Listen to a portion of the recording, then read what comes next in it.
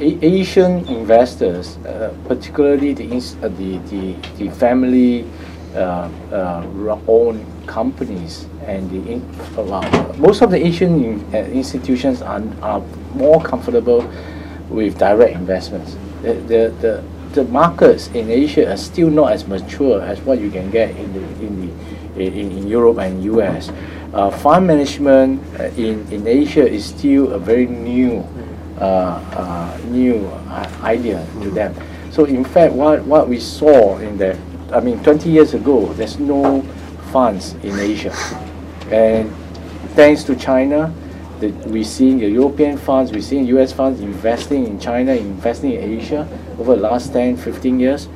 And then right now, in fact, what I'm seeing is funds being raised in Asia from Asian investors trying to invest in Europe and US. Now, some of them face some success in that case, because there are some small investors who can't find their way, or they do not have resource to invest in Europe and US, so they will go through indirect means like investing in funds, and that is happening.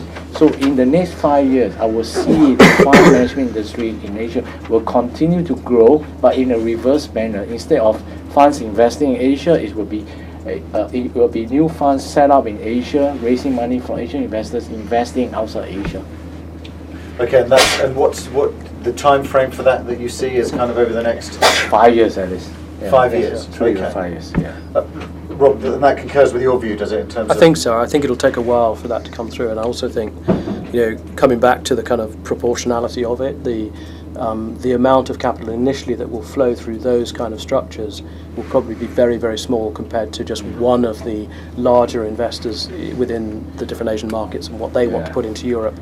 And I agree with Terence that there's no question that if they choose to diversify, which I believe they will, outside of UK, Germany, which have been the first two markets. France is a market the Asian investors actually really would like to get access to, but there are sort of some barriers to entry to that market, I think, which will probably be sort of overcome.